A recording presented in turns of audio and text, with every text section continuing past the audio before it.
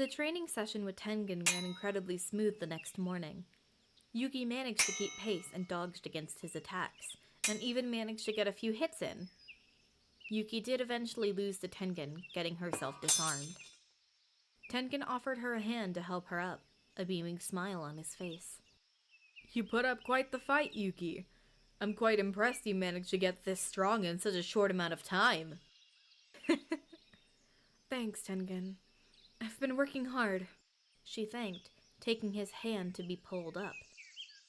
He pulled her up with ease, soon leaning down to pick up her blades. I think you should get patched up before we all head to our meeting.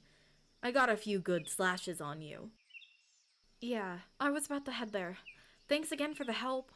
She beamed, before beginning to walk away. She turned back around to face Tengen, a smirk on her face. By the way, I want a rematch once I become a Hashira. Then it would be a fair fight. Tengen let out a boisterous laugh, walking up behind her and putting his hand on her shoulder. Come find me again once you become a Hashira then. We'll be able to see who's the better dual wielder then. Yuki laughed before walking to the medbay. She was becoming a lot more confident in herself and in her abilities, which only brightened her spirits more. Her stay in the medbay didn't last long, since she only had a few cuts and bruises. Shinobu was quickly able to patch up all of her injuries before heading off to her meeting with the rest of the Hashira. Yuki saw the corridors of the Butterfly Mansion were mostly empty besides for a few people still walking around. She wanted to continue training on her own, but knew she needed Gi or Shinobu's supervision. With the both of them in their meeting, training wasn't an option to keep herself busy. She decided to go out and take a walk around the mansion's grounds. The weather was nice for that time of year, the sky being bright and clear, rather than the usual rain clouds that would litter the sky. The air was warm, but a slight breeze made the air seem cooler than it actually was. She enjoyed the contrast, walking around the grounds for hours. Once she returned, she went to sit on one of the benches to rest her legs. As she sat there, she looked out at the empty training grounds, having memories of Kori and her mother training in their backyard.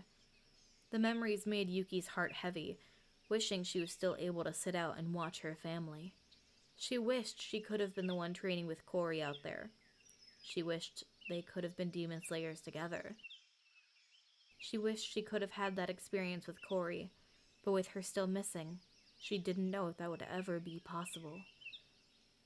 Unknown to her, tears had started to pour from her eyes, her memories flooding in and hitting her like a brick wall. Her mind raced with all of the possibilities of what could have happened to Kori. As she sat there crying, she didn't hear the door to the mansion open, nor did she hear the person who had walked out. She got startled by a light tapping on her shoulder, quickly wiping away her tears.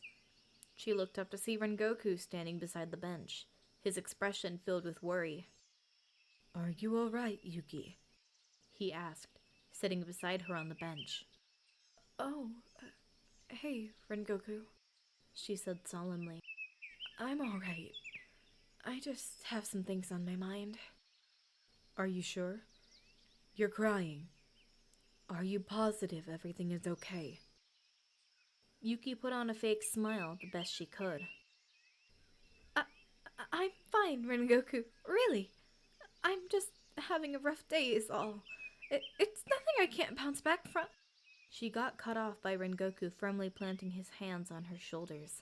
He looked her in the eye, his gaze serious and intense. "Yuki, I can tell that you aren't okay.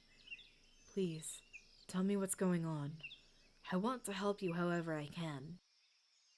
Yuki looked at Rengoku, her fake smile quickly dropping, as well as her happy facade.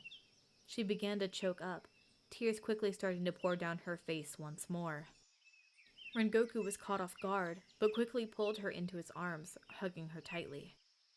Hey. It's all right, Yuki. Take all the time you need to. I can wait.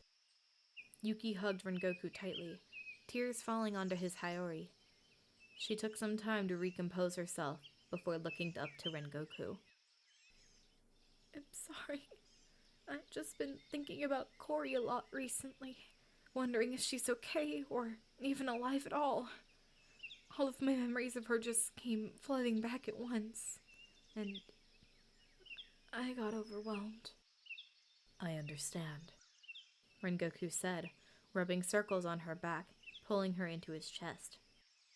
And there's no need to apologize. I understand how you feel. I lost my mother a few years back, and have days where her memories come to my head as well. I'm sorry for the loss of your mother. That must have been really hard on you. It was, Rengoku admitted, but I've accepted it. And believe me when I say that wherever Kori is right now, she's proud of you for doing this. Yuki smiled at him, this one soft and genuine. Thank you, Rengoku. That means a lot. I bet your mother would be proud of you as well. Thank you, Yuki. I know my mother is proud of me.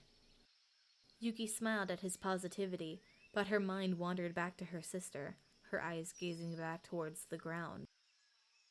You're still worried about her, aren't you?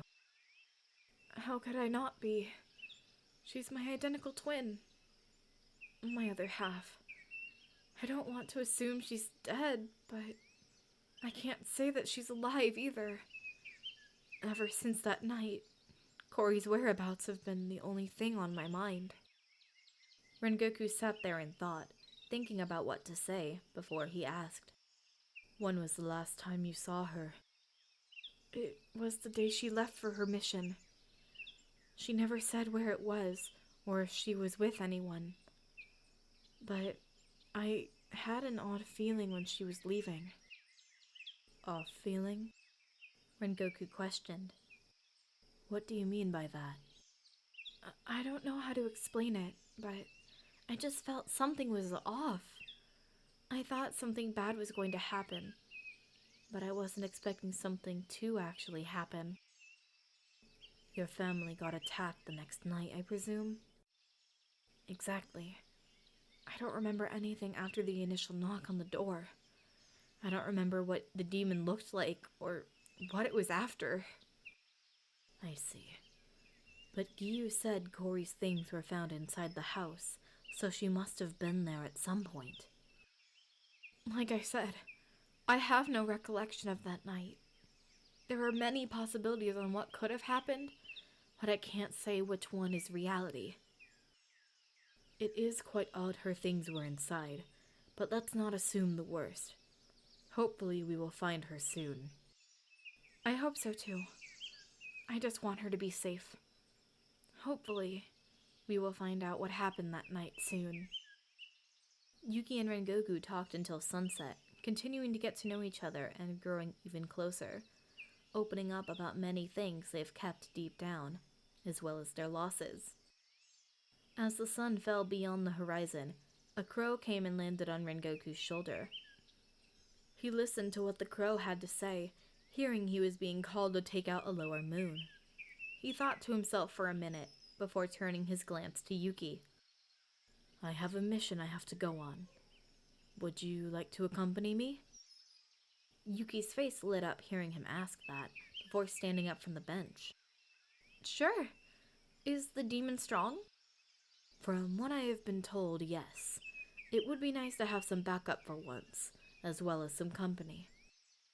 Yuki was excited to go on a mission with Rengoku, mainly so she could spend some more time alone with him, but to also have another battle to fight.